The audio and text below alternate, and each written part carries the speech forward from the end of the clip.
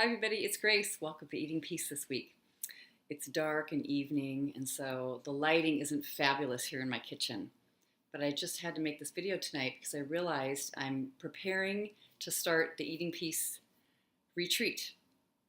It starts in 2 hours, and I won't be available at all to make the video that I usually make on Fridays and submit on the weekend. So this is being made on a Thursday night.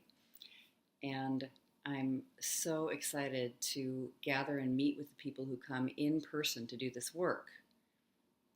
And you're not doing this work in person, and that's okay, because ultimately what we really need to be doing is navigating our lives, being in our lives, feeling in our lives, living in our lives in a world with food and a body and eating and weight and all the feelings and thoughts that go on around all of it, and feeling peaceful, or like we can feel peaceful when it comes to any of those things. I mean, ultimately, isn't this all about relaxing and knowing that the world, brings things that bump into us so that we bump into, and things that are going to feel hard, and there's this huge, wide, vast ocean of feelings and experiences that happen in life, and a lot of quiet silence in life too, and just that here we are in it, being ourselves, living our day. And often people will think, when it comes to something like compulsive eating or any kind of compulsive behavior, you notice this aspect of needing to do your work, understanding and learning, and maybe we do that from various people. I learned from so many people myself. I still learn constantly. I feel like a student who's just loves learning so much. All that is very wonderful and good, and all the books and classes and trainings and therapies and meditations, but really us being with ourselves, being able to move about in the world on our own. Isn't that the most remarkable thing, and what we really, really want to be able to feel peaceful about? So somebody asked me this brilliant question: could you elaborate more on think, feel, act, have, that I have mentioned from time to time? Think, feel, act, have. So I love getting these questions, and I'm just going to explain it a little bit more. I first heard about it when reading educational research on kids. It led me to some other link that led me to some other link. And it was just bringing that in, that the physiology of the human being, and studying children as they learned in classroom settings and any other kind of way of learning, and how the human mind does that. They wound up formulating this kind of pattern to explain behavior in kids and learning. That there would be a thought and then a feeling following the thought. Then a child would act a certain way, and they would have these results. There would be the results that happened, the status, the way it was, what would occur is at the very end. The thought comes first. I've heard it also likened to as if the mind or thought is like a generation machine, like it's like a little machine. Like, let's say it's an organ, but it's like a little computer, and it's a generator, and it's got all the ideas, that you need to learn as you grow. Speaking of childhood and then growing up, is you begin to see, when this happens, that occurs, and that's how you learn, is kind of just by experience and seeing certain things happen. You take it in, put it in the files, and then that's there as something to reflect on when it happens again. You're looking for things that you can recognize. And at first, you're born and you're just like, don't know anything. You're just a developing brain. So thought comes first as you've experienced things, and images, whatever thought is, images, ideas, perceptions, beliefs about certain things. They get filed, and then you have feelings following this belief that happens. So for example, let's say, your mind is like a little, I've read about it sort of like it's a generator. And let's say there's electrical wiring linked to different strong feelings like anger, rage, excitement, nervousness, um, depression, sadness, deep emptiness and lack of satisfaction, boredom, happiness. And you could almost hook each one up to sort of a little light, maybe even a colored light. Rage would be red, right? We always say she was really seeing red, and that means she got really, really angry. We use that in English. So let's see the mind, and all these wires are connected to different colored feelings and different variations or even temperatures to get really sort of exotic and detailed about it. Maybe there's even a temperature that goes with that particular feeling. Well, the mind, so if you think about, let's say that I'm upset because somebody's late. They were supposed to be here at 6 o'clock. It is 6:30. I have to have that thought first, and let's see which little bubble lights up, First it might be the one that has to do with concern, Then it might the red one might begin to glow, that feels angry and irritated.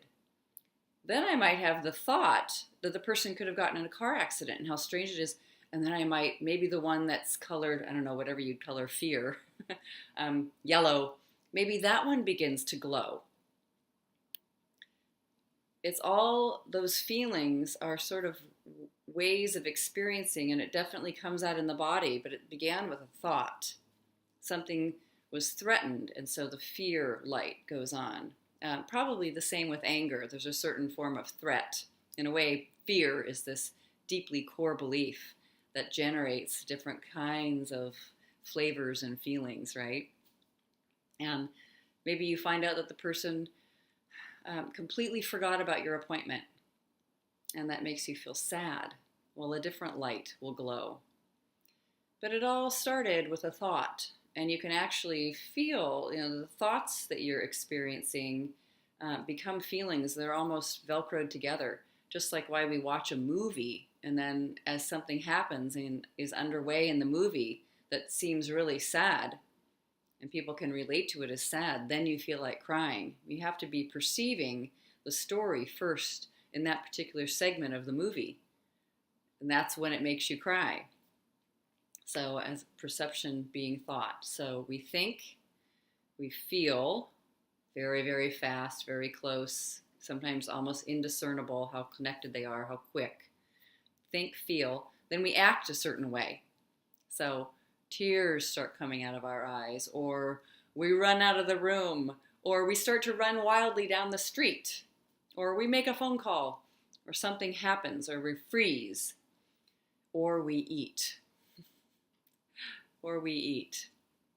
And I tell you, when I look back and I remember all those different times of eating and my experience of food and eating, it'd be different thoughts would come in, often about emotions. So I might have something that happened that would trigger an emotion like anxiety about somebody not liking me, my boss not thinking I'm doing a good job. So I have some anxiety, and that light bulb begins to glow. When I feel that anxiety, my next thought very quickly is, I have to calm down this anxiety. I have to get rid of this. This is bad. I'm in a bad situation. And my actions would be to quick do anything I can to get out of that project, try to make it up, frantically sort of fix it so that my boss likes me again. Or, however we behave based on what we're believing. If I had known about self-inquiry at the time, or slowed down enough to just wonder, is that true? That I'm totally unacceptable because my boss doesn't like my performance?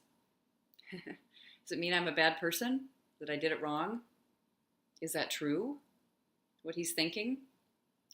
If I was able to answer that question, with my own answers, no right or wrong answer, I might have interrupted, a pattern and kind of wondered and actually the feeling probably would have diminished. It does every time I ever remember to ask, is it true? Can I absolutely know that's true if I think it is? Who would I be without that thought? Exploring who you'd be with the thought. That's really the third step. Who you are with the thought. Often I would see that I would wind up eating. So I'd have a thought and I would feel something, and then I would have a thought about that feeling that was alarming. I need to get rid of this feeling. I need to run away from it. I can't tolerate it. I can't stand it. Something needs to change. And of course, my actions were all around something needing to change. I need to get out of here. I need to make an excuse. I need to go eat something. And I'd find myself in a quiet, empty place later because of my own ways of getting out of what I needed to do, to perform well or whatever, and make excuses and then comfort myself with eating. It was very much a frantic. Sometimes I would even have angry eating, like sort of just crunching and like I'm tearing something apart. I can kind of chuckle about it now, but it was really very painful, very full of suffering at the time. And graze eating would cause a lot of pain because you're taking a bite and then think, oh, I'm not really satisfied. I need another bite. And then waiting a while and beginning like that inner turmoil and fighting, waiting a while, now I'll take another bite. And everything becomes then, all the thoughts get narrowed in this little tiny telescope, all about food and how horrible I am because I'm eating, and how much weight I'm going to gain or need to lose or something. It all becomes about that. And strangely, the original thoughts are forgotten.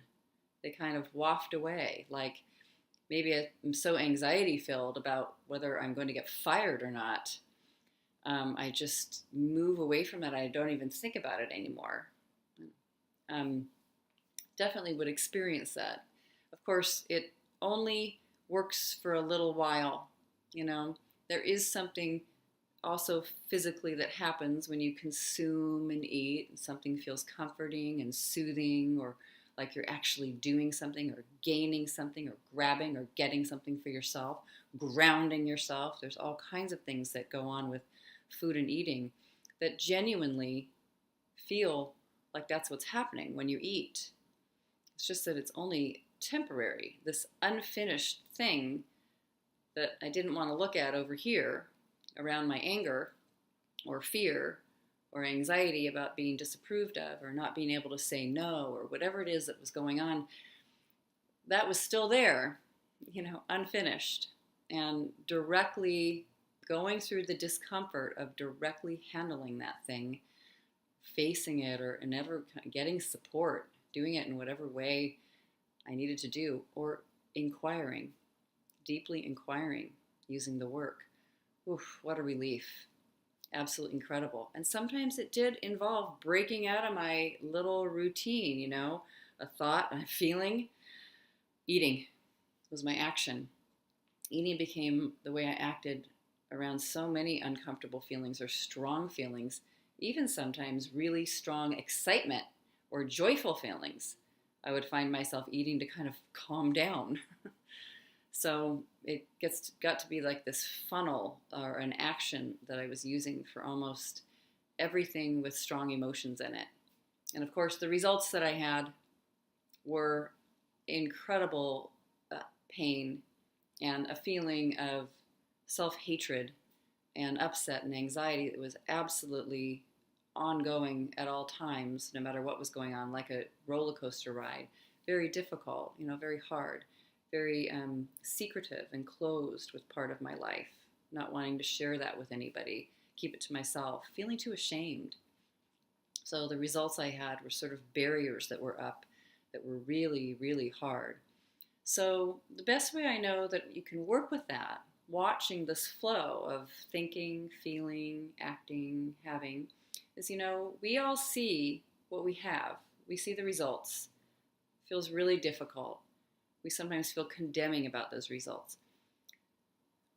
Push the pause button on the self-hatred and the voice that is so condemning and say, wow, I'm really curious about this. It's a matter of life and death practically. like the joy or the lack of joy I would feel in my life. I am so interested in this. I want to understand it rather than just judge myself as there's something being desperately wrong. What would cause somebody to have this result? What was going on right before that? See how I acted, see what the result is overall. What was I feeling? And what was I feeling? What do I think could be the thought that produced this feeling? Sometimes that seems a little complicated, but if you really sit with where would that feeling come from? What would somebody be thinking who was feeling this particular way? Frantic. When I felt frantic binges, like, oh my God, I've got to go eat something now. Or I'd have the idea or the picture of the food in my mind and then be building up towards it all day long, maybe not eating much during the day and then just waiting till I had freedom to go get that food and start eating. Not everybody has such intense, flip-flopping, such intensity with it. You might just feel like you overeat at a meal. You've got a meal. Maybe you don't binge eat the way I did, but you can't end a meal. It's just so difficult to end it. Well, what would be that little wisp of something that goes by that says, I think I'll have 2 or 3 more bites, maybe 4, maybe 5 more bites extra than I always need to just be satisfied. If I just stopped using the hunger scale between a 3 and a 7, wow, I'm actually at a 7. What if I stopped? If you feel even a slight little rise of concern, I might be too hungry later. I might not, you can feel there's a fearful feeling about it, about just stopping. Well, you can look back and see what would I be thinking? I'm anxious about hunger. I might not get enough later. I could worry about you're anticipating the future, the next thing that's going to come, when the future doesn't even exist quite yet. Metaphysically, gets into that. We're just in the present moment, and if you just stay very, very present and commit to being peaceful at every moment here, then if you notice you have an extremely stressful belief, what you can do with it is inquire rather than just follow it and believe it. I love how Byron Katie says, we're either believing our thoughts or questioning them. There is no other option. Lots of times I always wanted the option, how about not thinking it at all? I want door number 3. I want my mind to be healed and to not even have this thought. It doesn't seem to work that way. You have the thought already. So let's just identify it more clearly, slow things down, and then take it through inquiring, wondering about it. There's no right answer, but I find when you inquire and wonder and feel curious about it, all that hatred and judgment just dissipates. And the interest and fascination in kind of a wonderful way, a loving, connected way with yourself and your own mind that's generating all that stuff becomes really intimate. And that intimacy and that awareness is brilliant for supporting peace. At least that's what I have noticed, what I've experienced. Ultimately, it's much more peaceful and much more exciting than the alternative, which is very narrow. So I love that question. Let me know if you have any more about that think, feel, act, have, flow. And if you do, we'll talk about it in another video. All right, let me know how it goes, everybody. Take care.